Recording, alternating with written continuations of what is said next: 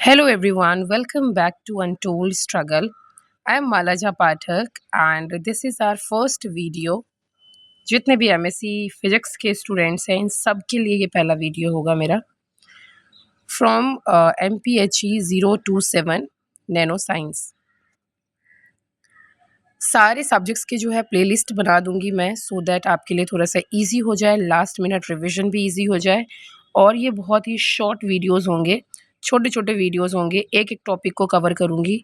और जितने भी इम्पोर्टेंट टॉपिक्स हैं with PYQs previous year questions, तो इन सब चीज़ों को एक साथ लेते हुए चलेंगे और छोटे छोटे स्लॉट्स में जो है वो वीडियो डाल डाल के एक कंप्लीट प्लेलिस्ट जो है बनाने का प्रयास करूँगी मैं।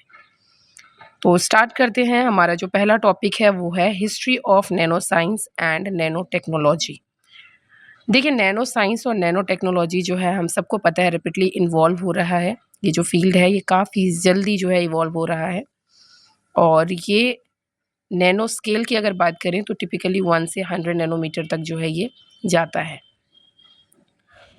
हिस्ट्री ऑफ नैनो साइंस और नैनो टेक्नोलॉजी की बात करें तो ये 3 पार्ट्स में जो है डिवाइडेड है। पहले हम पढ़ेंगे अर्ली कॉन्सेप्ट्स इसके, मतलब कि प्री 20th सेंचुरी, मतलब 20th सेंचुरी से पहले क्या होता था, किस तरीके से होता था नैनो साइंस और नैनो टेक्नोलॉजी के फील्ड में क्या चीज़ें होती थी, किस तरीके से यूज़ में आता था ये। उसके बाद बात करेंगे हम 20th सेंचुरी का, जिसमें कि थियोरेटिकल इवोल्यूशन जो है वो हुआ। एंड उसके बाद हम बात करेंगे मॉडर्न टेक्नोलॉजी का, जो कि 1980 से अभी तक जो है वो चला आ रहा है। तो सबसे पहले बात करते हैं अर्ली कॉन्सेप्ट्स की, प्री 20th सेंचुरी की। तो देखिए, इसमें जो है एंशिएंट यूज़ होता था नैनो मटेरियल्स का, मतलब कि अनकॉन्शियस यूज़ होता था। रोमन आर्टिशंस जो हैं वो गोल्ड और सिल्वर नैनो पार्टिकल्स को यूज़ करते थे फॉर ग्लास मेकिंग। इसका एक बहुत उम्दा एग्जाम्पल जो है वो है Lycurgus cup, 4th century AD में ये बनाया गया था।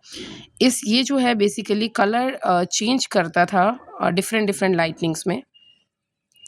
फिर मेडिवल स्टेन्ड ग्लास विंडो जो है वो भी नैनो पार्टिकल्स कंटेन करा और वो बनाया गया, जिसमें कि एक ब्रिलियंट कलर जो है वो देता था, शोकेस करता था। थियोरेटिकल ओरिजिन की अगर बात करें 20th सेंचुरी में 1959 और 1974 is a very important date जो थोड़ा सा आपको ध्यान में रखना है। ये दोनों डेट्स में कुछ ना कुछ डिफरेंट चीज़ें हुई थी। 1959 की अगर बात करें तो रिचर्ड फेमैन विजनरी टॉक इन्होंने अपने इस लेक्चर में, जिसका टॉपिक था there is plenty of room at the bottom, इसमें फेमैन ने प्रपोज किया था एक मैनिपुलेटिंग एटम्स और मॉलिक्यूल्स को डायरेक्टली, जो कि कंसेप्चुअल फाउंडेशन दिया गया था नैनो टेक्नोलॉजी का। उसके बाद 1974 में जो है नैनो टेक्नोलॉजी को क्वाइन किया गया था। ये जो टर्म है ये बेसिकली क्वाइन किया गया था by the professor of Tokyo University of Science Norio Taniguchi, जो कि एक जापानीज साइंटिस्ट थे। इन्होंने पहली बार जो है ये टर्म नैनो टेक्नोलॉजी यूज़ किया और इन्होंने ये टर्म जो है इसको दिया प्रिसिशन मैन्युफैक्चरिंग में नैनोमीटर स्केल के थ्रू। मॉडर्न टेक्नोलॉजी की अब अगर बात करें 1980 से लेके अभी तक का, तो इसमें 4-5 डेट्स जो हैं वो आपको याद रखने हैं। एक तो 1981, फिर 1985, फिर 1991 एंड देन 2000 से लेके अभी तक। तो 1981 में जो है स्कैनिंग टनलिंग माइक्रोस्कोप आया था, STM जिसे हम कह देते हैं, और इसको इन्वेंट करा गया था जॉर्ज बिनिंग के द्वारा और हेनरिच रोरर के द्वारा। ये दोनों ही जो है वो एक नोबेल प्राइज़ विजेता भी रहे 1986 में। इनको इस चीज़ के लिए, ये जो इन्होंने स्कैनिंग टनलिंग माइक्रोस्कोप को जो इन्वेंट करा, इसके लिए इन्हें नोबेल प्राइज़ भी मिला 1986 में। और ये जो माइक्रोस्कोप है ये अलाउ करता था विजुअलाइजेशन ऑफ इंडिविजुअल एटम्स। 1985 में फ्लोरेंस का डिस्कवरी हुआ, कार्बन 60 एटम का डिस्कवरी हुआ, जो कि एक new form of carbon molecule जो है जिसे हम बकी बॉल्स के स्ट्रक्चर में देखते हैं, इसको डिस्कवर करा गया था क्रोटो के द्वारा, स्मैली के द्वारा एंड कर्ल के द्वारा। अगेन इनको भी नोबेल प्राइज़ जो है वो मिला इन 1996 में। फिर हम बात करते हैं 1991 की, जिसमें कि CNT जो है वो डिस्कवर किया गया सुमियो इजिमा के द्वारा। इसको हम कार्बन नैनो ट्यूब्स के फॉर्म में समझते हैं, वैसे इसका शॉर्ट फॉर्म CNT ही होता है। तो 1991 में जो है ये डिस्कवर करा गया। 2000 से लेके अभी तक जो है एक रैपिड डेवलपमेंट देखने मिला बहुत सारे अलग-अलग फ़ील्ड्स में अगर बात करें तो nano materials, nano electronics, nano biotech और नैनो मेडिसिन में। तो ये चीज़ें कुछ रही हिस्ट्री, नैनो साइंस और नैनो टेक्नोलॉजी की, जिसमें हमने सारे कॉन्सेप्ट्स पढ़ लिए, अर्ली कॉन्सेप्ट भी पढ़े, इनका थ्योरेटिकल ओरिजिन भी पढ़ा हमने, मॉडर्न टेक्नोलॉजी भी पढ़ लिया जो कि अभी तक चला आ रहा है। उसके बाद बात करते हैं हम नेक्स्ट वाले टॉपिक का जो कि है fundamentals of nano science and nano technology. Fundamentals में जो इम्पोर्टेंट चीज़ है वो हम पहले ये समझेंगे कि नैनो स्केल होता क्या है। तो एज़ यू ऑल नो कि 1 नैनोमीटर जो है वो 10 raise to the power -9 metre के बराबर होता है, इक्वल होता है। एक टिपिकल डीएनए हेलिक्स की अगर बात करें तो वो लगभग 2 नैनोमीटर वाइड होता है। वहीं पे अगर ह्यूमन हेयर की बात करें तो वो 80,000 से लेके 1 लाख नैनोमीटर वाइड तक होता है। वहीं पे कुछ की प्रिंसिपल्स भी आ जाते हैं इसी फंडामेंटल्स में, तो हम उसको भी एक बार नज़र दे देते हैं उस पे भी। अगर पहला टॉपिक अगर देखें तो उसमें quantum effects, surface area and volume ratio भी आएगा, साइज़ डिपेंडेंट प्रॉपर्टीज़ भी आएगी। ये सारे इसके की प्रिंसिपल्स हैं। क्वांटम इफ़ेक्ट की अगर बात करें तो एक आप ये कह सकते हो कि एक नैनो स्केल जो है क्वांटम मैकेनिक्स डोमिनेट करता है क्लासिकल फिज़िक्स को। किसी भी एक अगर पर्टिकुलर नैनो स्केल की बात करें, तो कहीं न कहीं डोमिनेट करता है क्वांटम मैकेनिक्स क्लासिकल फिज़िक्स को। फिनोमेना जैसे कि क्वांटम टनलिंग हो गया, क्वांटम कन्फाइनमेंट हो गया और डिस्क्रीट एनर्जी लेवल्स हैं, ये सारे इमर्ज हो जाते हैं क्वांटम इफ़ेक्ट्स में।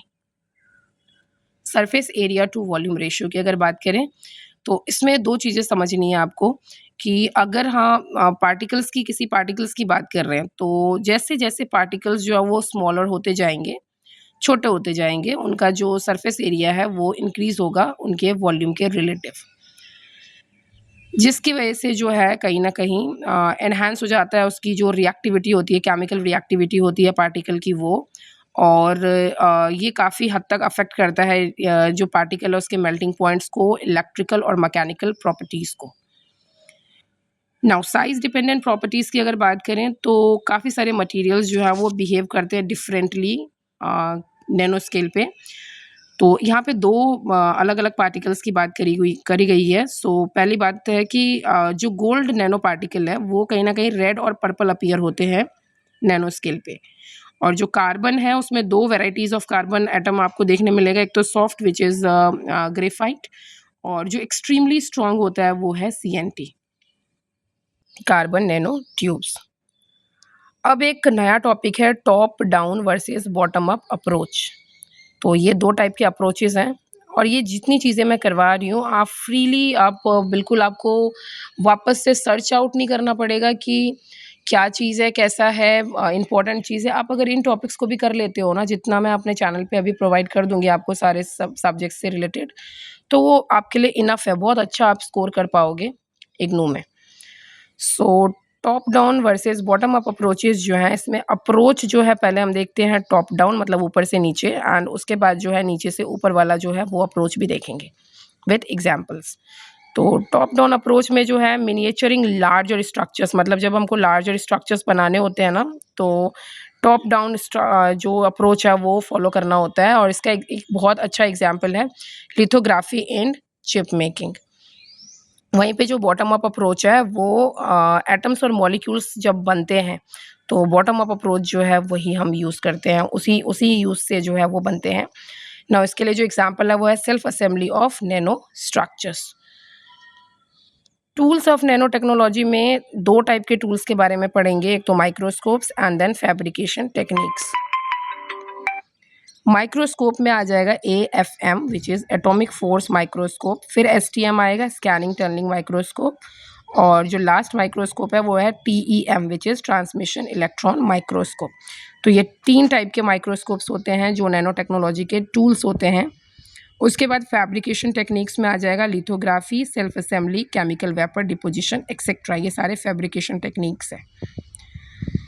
एक नया टॉपिक आएगा application of nano science and nano technology कि इनका बेसिकली यूज़ कहाँ-कहाँ है। तो एक मेडिसिन में यूज़ है इसका, इलेक्ट्रॉनिक्स में यूज़ है, मटीरियल साइंस में यूज़ है, एनर्जी में यूज़ है और एनवायरनमेंट में यूज़ है। मेडिसिन में आपको पता है drug delivery, cancer treatment, imaging, scanning वगैरह जो होती है उन सब में यूज़ है इसका। इलेक्ट्रॉनिक्स में वही ट्रांजिस्टर्स, क्वांटम डॉट्स और नैनो सेंसर्स में यूज़ है इसका। मटेरियल साइंस में स्ट्रॉन्गर लाइटर मटेरियल्स जो कि नैनो कंपोजिट्स कह सकते हैं, सब में यूज़ है। एंड एनर्जी में वही सोलर सेल्स, फ्यूल सेल्स और एनर्जी स्टोरेज में यूज़ है। इन्वायरमेंट में वाटर प्यूरिफिकेशन, पॉल्यूशन कंट्रोल, ये सारी चीज़ों में यूज़ है इसका। अब जितनी चीज़ें हमने पढ़ी उसको फटाफट समराइज़ कर लेते हैं फॉर द बेटर अंडरस्टैंडिंग और थोड़ा सा याद रह जाए इसके कारण। ओरिजिन जो है इसका कहाँ हुआ था? फेमन ने कंसेप्चुलाइज्ड, अगर ओरिजिन की बात करें तो फेमन के द्वारा हुआ था 1959 में। पहला यूज़ जो है नैनो टेक्नोलॉजी को कॉइन करा गया था 1974 में। एसटीएम, एएफएम और इलेक्ट्रॉन माइक्रोस्कोप्स जो हैं ये इसके बेसिकली की टूल्स रहे nano technology and nano science की। यूनिक ट्रेड्स की अगर बात करें तो एक तो quantum effects, high surface area और साइज डिपेंडेंट प्रॉपर्टीज़, ये कुछ इसके यूनिक ट्रेड्स रहे। एप्लीकेशन में वही again medicine, electronics, materials, energy and environment. So मुझे लग रहा है अभी के लिए इस वाले वीडियो के लिए इतना ही। नेक्स्ट वीडियो में और 2 टॉपिक्स एक साथ करवाऊंगी। So thank you so much for watching this video. Thank you.